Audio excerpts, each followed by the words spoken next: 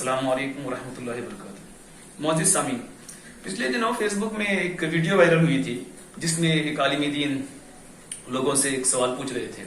वही सवाल मुझे आप लोगों से पूछना है। अगर आपका कोई गैर मुस्लिम दोस्त आपसे ये कहे कि मुझे इस्लाम से दिलचस्पी पैदा हो गई है, मैं इस्लाम को मजीद अच्छी तरह से समझना चाहता हूँ और मुझे कोई ऐसी किताब पढ़नी है जिस पर मुसलमानों के तमाम फिरके मुत्तफिक, बताइए आप उन्हें उसे कौन सी किताब देंगे? जाहिर है कि आप कुरान मजीद देंगे। अगला सवाल जो मैं आपसे पूछने जा रहा हूं उस पर जरा तवज्जो दीजिए, गौर से सुनिए। अगर वो शख्स पलटकर आपसे ये सवाल करे कि इस्लाम को समझने के लिए आप जो किताब मुझे दे रहे हैं, क्या आपने भी उसी किताब को पढ़कर इस्लाम को समझा है? बताइए आपका क्या जवाब होगा? आपका क्या जवाब होगा? हमें बहुत ही कम मुसलमान ऐसे मिलेंगे जिसका जवाब हाँ में देंगे। देखिए कुरान मजीद पर यह हमारा कितना बड़ा जुल्म है कि जिस किताब के बारे में हम ये समझते हैं कि दुनिया की सबसे सच्ची किताब है, इस्लाम की सबसे ज्यादा नुमाइंदगी करने वाली किताब है, इस्लाम को समझने के लिए सबसे ज्यादा जरूरी किताब है, और हम मुसलमान घर में पैदा होकर भी उस किताब का मुताला नहीं करते। तो इससे बड़ा जुल्म किसी किताब पर क्या हो सकता है? आप एक और मंजर पर भी गौर कर लीजिए कि नबी करीम सल्लल्लाहु अलैहि वसल्लम के बारे में हमारा यह अकीदा है कि कयामत के दिन जब कोई साहिबान नहीं होगा, इंसान पसीने से शराबू होगा, बल्कि घुटनों तक कमर तक अपने अमाल के हिसाब से डूबा हुआ होगा, उस परेशानी के आलम में अगर हमारे पास कोई सहारा होगा तो वो हमारी ये उम्मीद है कि हम हौज़े कौसर से जाम पिएंगे और नेक लोगों की प्यास देना खत्म हो जाएगी। और जाहिर है कि ये नेक लोगों ही के लिए वो इंतजाम किया गया होगा। जरा कुरान के इस बयान पर गौर कीजिए कि कयामत के दिन नबी करीम सल्लल्लाहु अलैहि वसल्लम अल्लाह ताला से शिकायत करेंगे कि अल्लाह मेरी ये वो कौम है जिसने कुरान को छोड़ रखा था। देखिए ये आखिरी सहारा था जिससे हम उम्मीद लगाए बैठे थे। जब वो खुद हमारी शिकायत करे कि इन्होंने कुरान को छोड़ रखा था, तो भला बताइए कि हमारे पास क्या सहारा रह जाता है। गौरतलब अम्र है कि एक मुसलमान होने के नाते हम कुरान मजीद को नहीं पढ़ते, तो फिर आखिर कौन पढ़ेगा? तो ये हमारी तनज़्ज़ुली की बहुत बड़ी वजह भी है। क्या और अच्छी तरह से याद रख लीजिए कि जब तक मुसलमान कुरान मजीद को पढ़ना शुरू नहीं करते, मजहब के नाम पर यह मस्कराफन होता रहेगा। हर आदमी अपनी राय देता रहेगा। हम ये समझते रहेंगे कि फला मौलाना सही कह रहे हैं, हम ये समझते रहेंगे कि हमारे मौलाना सही कह रहे हैं, और ये आपसी झगड़े, फसाद और रंजिशें होती रहेंगी। इसका वाहिद हाल यह है कि हम कुरान मजीद का मुताला करें।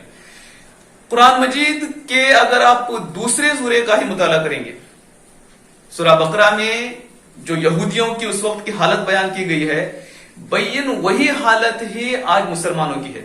आप जान जाएंगे कि उस वक्त जो यहूदी थे वो सूदी कारोबार करते थे, कर्ज देते थे, कर्ज लेते थे, करप्शन के शिकार थे, जिम्मेदारी से अपने आप को सबकदोश कर लिया था, दीन की इशाअत की जिम्मेदारी वो अपने ऊपर नहीं लेते थे।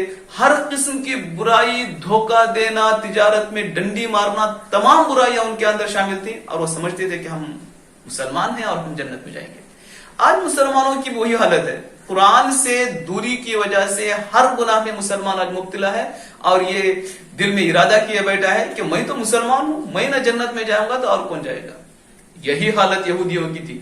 हम तो अल्लाह के एकदम बरगज़िदा बंदे हैं, यहां तक कि पूरी अंबिया कराम की नस्ल हमारे अंदर चली, हम ना जन्नत में जाएंगे तो आखिर कौन जाएगा।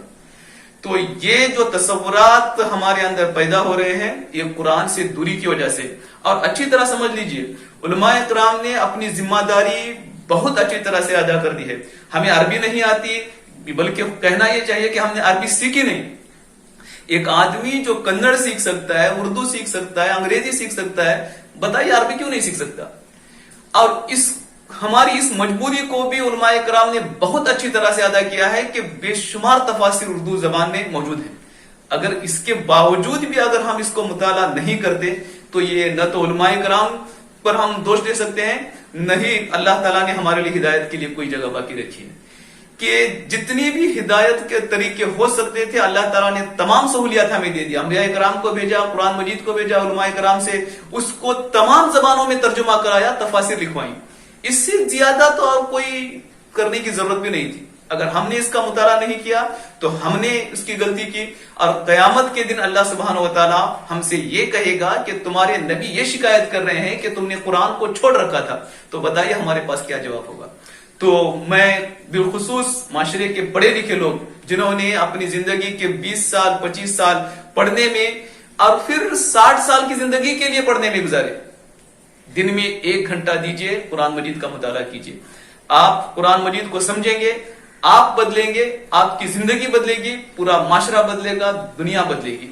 دنیا میں تبدیلی لانے کا ایک ہی راستہ ہے کہ اللہ کی جو ہدایت ہے, ہدایت کی کتاب ہے, اس کا مطالعہ کیا جائے, اس کو سمجھا جائے, اس کے مطابق زندگی گزاری جائے. یہی دنیا اور آخرت کی کامیابی کا واحد راستہ ہے. السلام علیکم ورحمۃ اللہ وبرکاتہ.